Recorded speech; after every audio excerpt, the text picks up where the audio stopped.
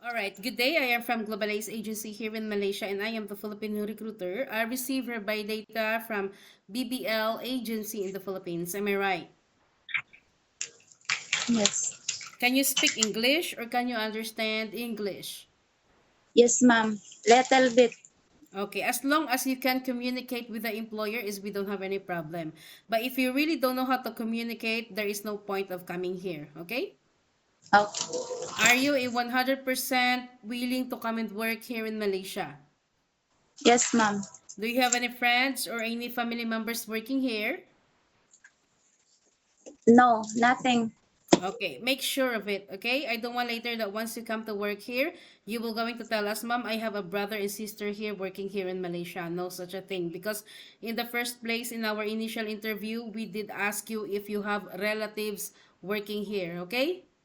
Okay. Are you healthy or do you have any health issues in your body? Nothing. Okay, so if you feel unwell or if you think that there is something inside your body, better stay in the Philippines so that you won't give us problem at the same time. Yeah? Yeah. Do you have tattoos in your skin? Nothing, ma'am. Okay, No. our interview, this is recorded and it will be uploaded in our YouTube channel, but at the same time, your profile will be uploaded in our website. Do you agree? Yes. Is this your first time working abroad? No, I'm ex-abroad. Okay, so why did you choose to come and work here in Malaysia? Why you didn't choose to go Singapore or Hong Kong? They got higher salary than here in Malaysia.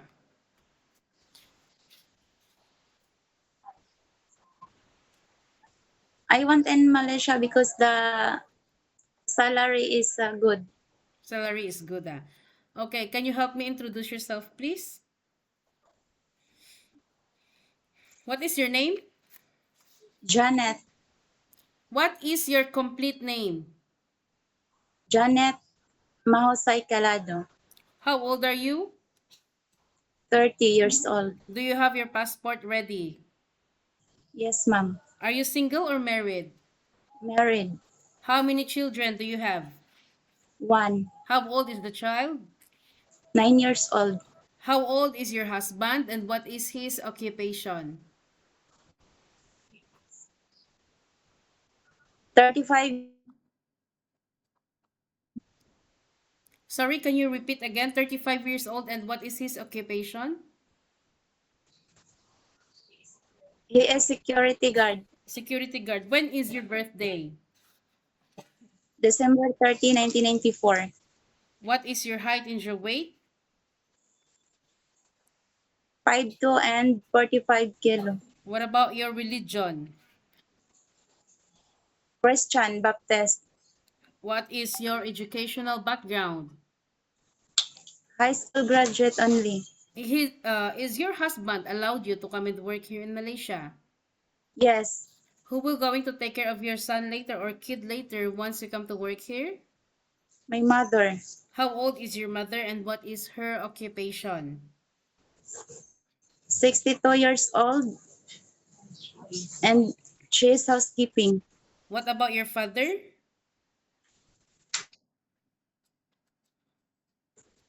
Fisherman. How old is your father again? 63. How many brother and sister do you have?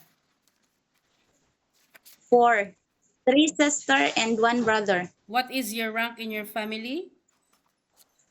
Are you the eldest, the second, the third? I'm the third. According to your profile, it was stated that you have a working experience in Qatar way back 2019 to 2021. Did you finish your contract? Yes, ma'am.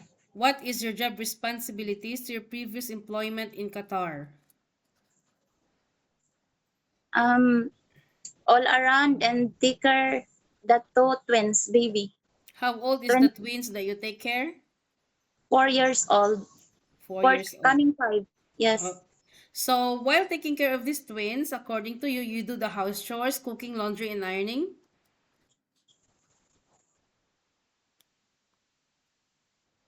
But every day I clean like that.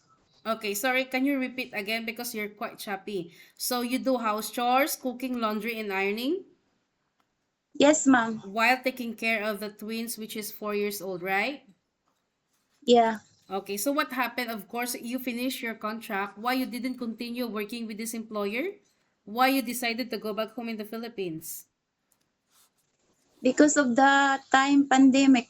Pandemic. Okay. After that, in Kuwait, way back 2022 to 2024, you also work in Kuwait, right?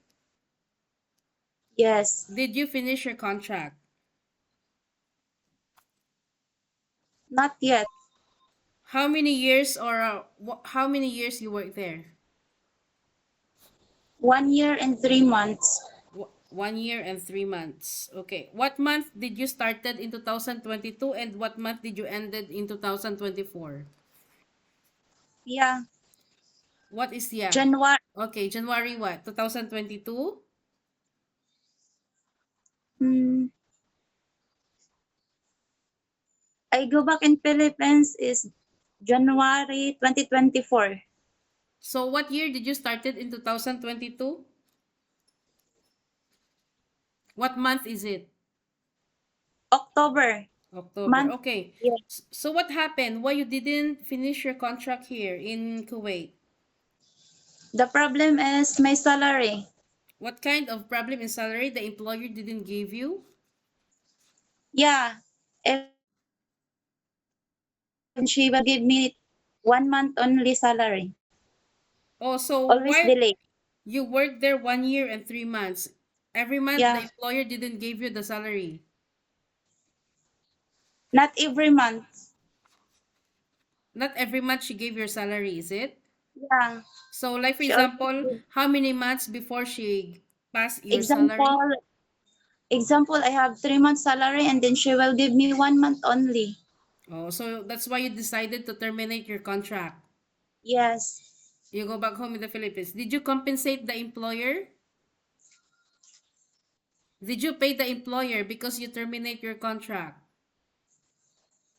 No.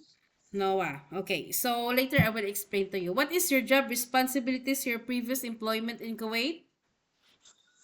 I take her the old woman. How old is the elderly that you take care? 85. Is it female or male? Female. While taking care of this elderly, did you do house chores also? Did you clean the house? Did you cook? Did you do laundry and ironing?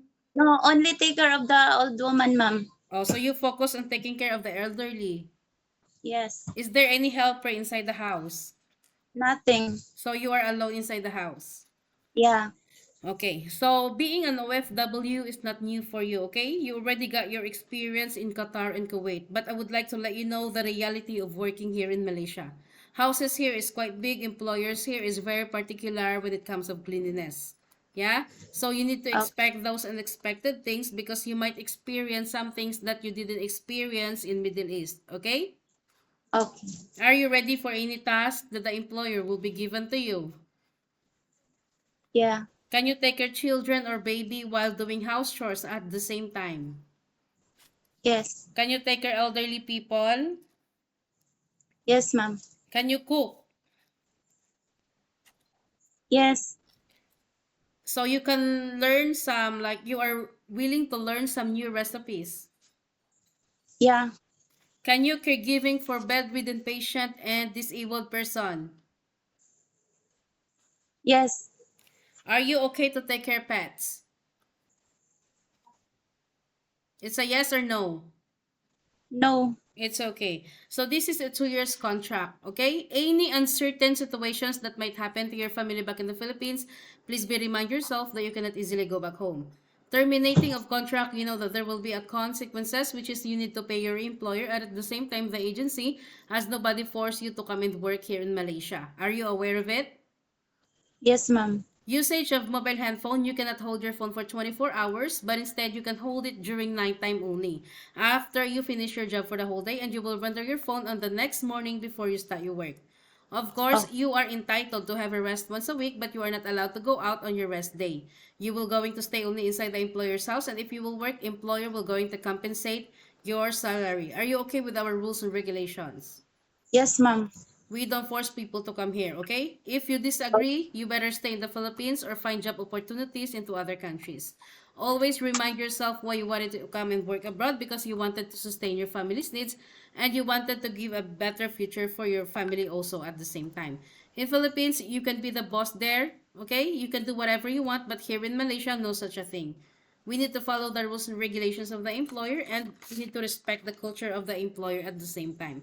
Any problems, any concerns, inform your employer, because you will be the one working inside the premises for 2 years, yeah? Yeah. I think that's all for now, Janet. It was my pleasure meeting you, but please stay connected through WhatsApp, because Globalize agents will going to contact you to conduct an interview together with the employer, okay? Thank you so much and have a good day.